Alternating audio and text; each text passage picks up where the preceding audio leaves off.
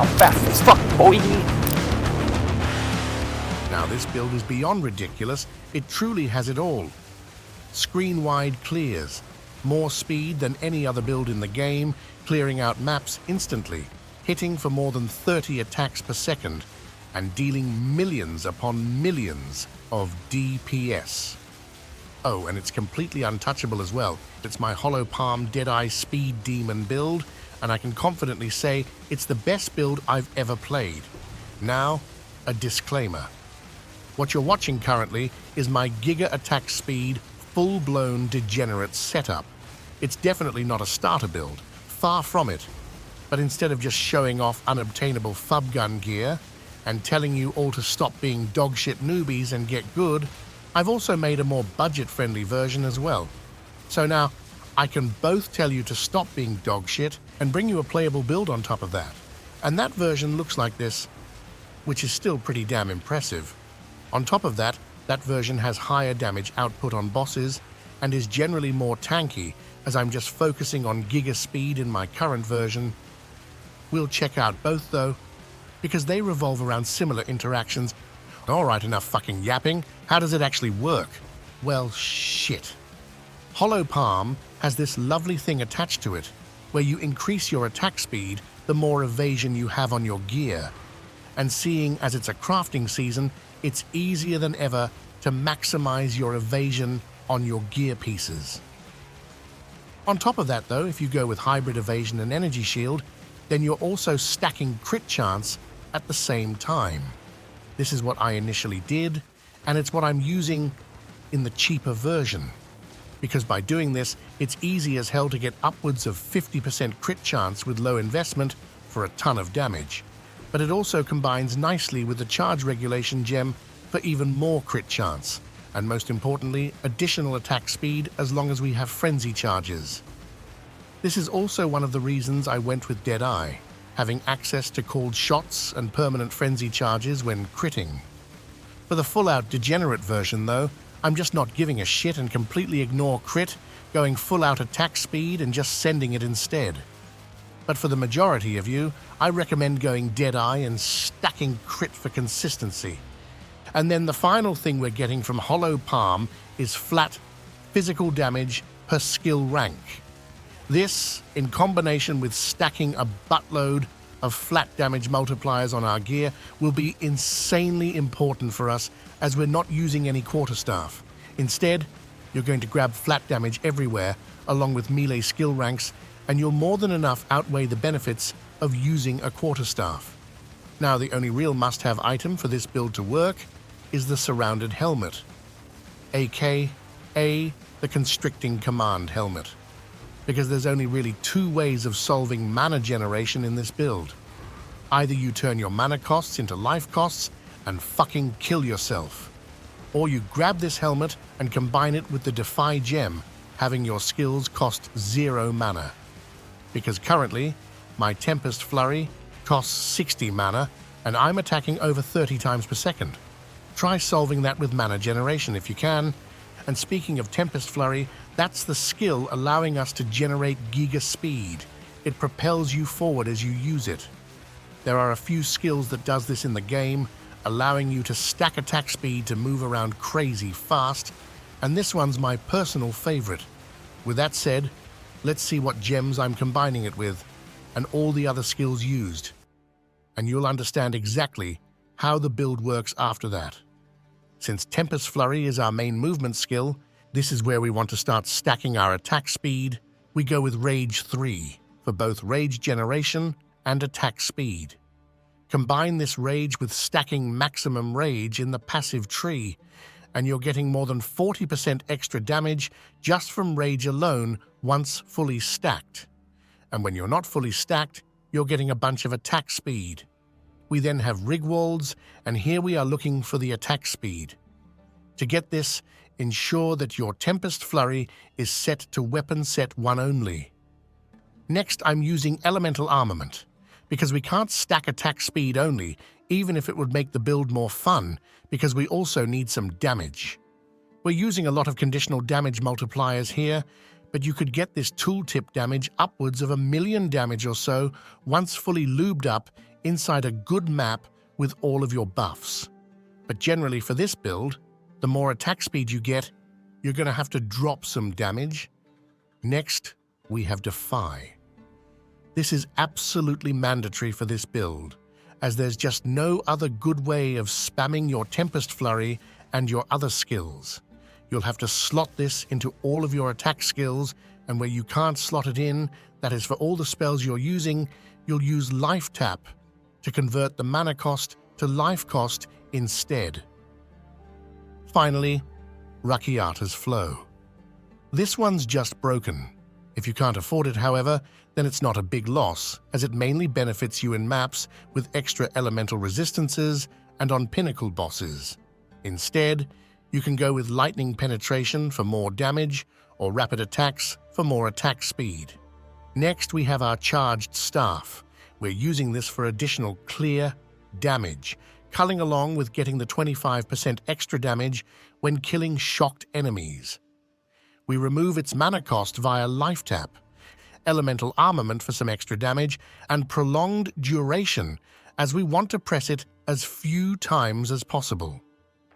Now, to generate the power charges needed to actually use the skill, we're using a clever interaction with Reaper's Invocation. Every time you kill an enemy, you're charging this bad boy up, and once fully charged, you can press it and it'll use a profane ritual for you. And this profane ritual, my friends, will take the nearby corpses and grant you power charges. Here's the best part, though. We can use this to generate both endurance and frenzy charges as well, because with Charge Profusion, we can gain another random charge. And when we buff the Reaper's Invocation and kill a buttload of enemies, this skill is basically spammable, allowing us to generate charge after charge, and eventually you'll get an endurance and frenzy charge as well. We will be zooming around with 0 mana though, so make sure to socket Life Tap here too. And why do we want endurance and frenzy charges as well then? Well damn, because of charge regulation. Power charges also grants us crit chance using this. Endurance charges grants us defense, that is, evasion and energy shield, and frenzy charges grants us attack speed. And best part, these are all multiplicative. So that's just a flat multiplier that you're slapping on top of all of your stats. This in particular is what allows me to stay untouchable despite me playing the degenerate version with low health and no energy shield. I simply have so much evasion that nothing can hit me when this is up, and enemies are blinded. Great, huh? Yeah. Next, I'm rocking Overwhelming Presence in this setup. This is to stun enemies quick, gaining the Staggering Palm bonus. But be aware, this is only used in the degenerate setup. If you're rocking the cheaper Energy Shield version, then you definitely need Ghost Dance along with Compressed Duration here. And speaking of Staggering Palm, this is the insane AoE you're seeing. I'm using this mainly during breaches with huge density, as there's otherwise really no point in using it. Basically, it works by you stunning an enemy with it, and it'll grant you a buff that shoots projectiles out of your bumhole. Shout out to Palsteron for showing this tech. For additional projectiles, we grab Nova projectiles, Defy for the mana, and then we grab Nitol's Embrace. Using this, you break armor equal to an amount of chaos damage dealt by this skill, and also grants you chaos damage on top of that.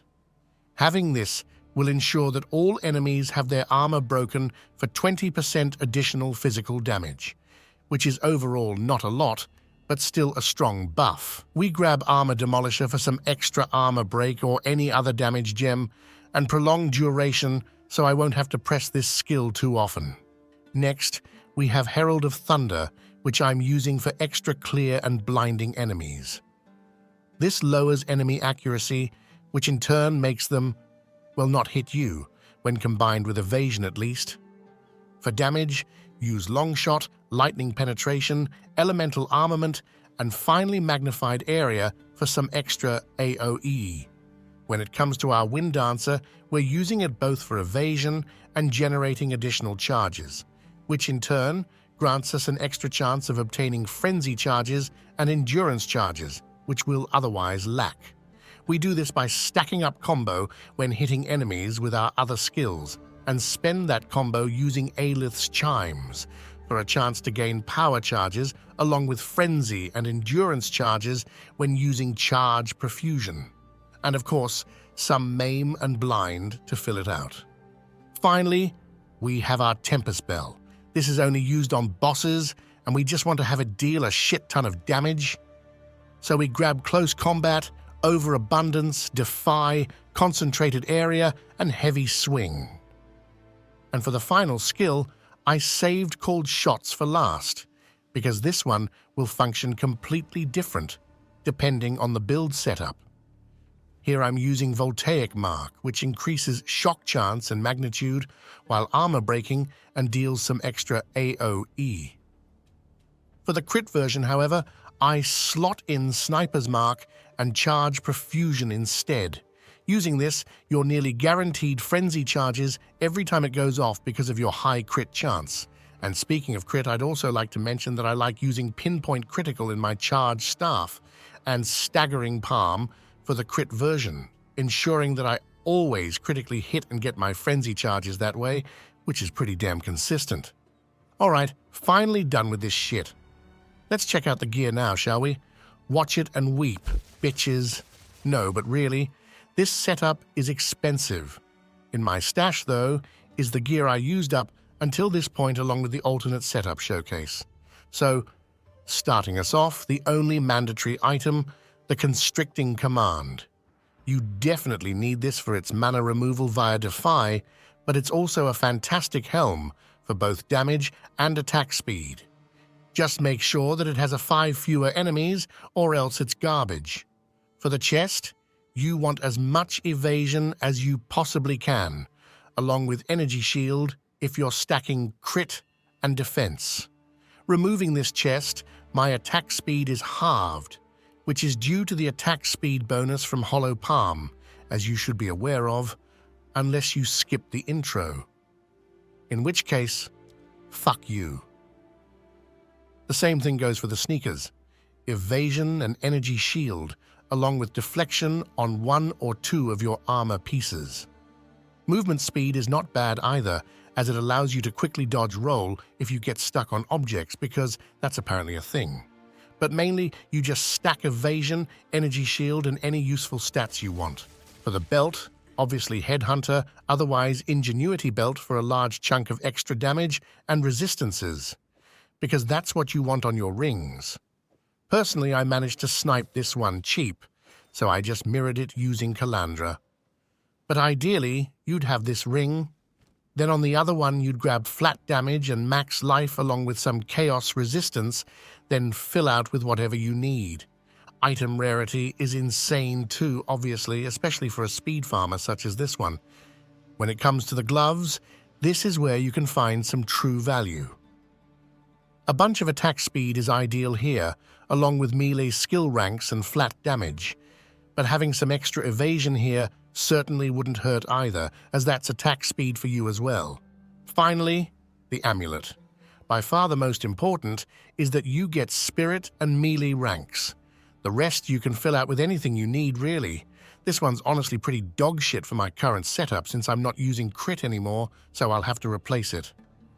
Then for anoint, I use all natural for degenerate setup and storm charge for crit setup, as they're both great and cheap to anoint. When it comes to the charms, the only important one is Valakos, as it generates frenzy charges for you every time you take lightning damage. It also pairs nicely with Catalysis, allowing you to transform some physical damage taken into fire, cold or lightning, where lightning will be the money maker as it would generate a frenzy charge for us.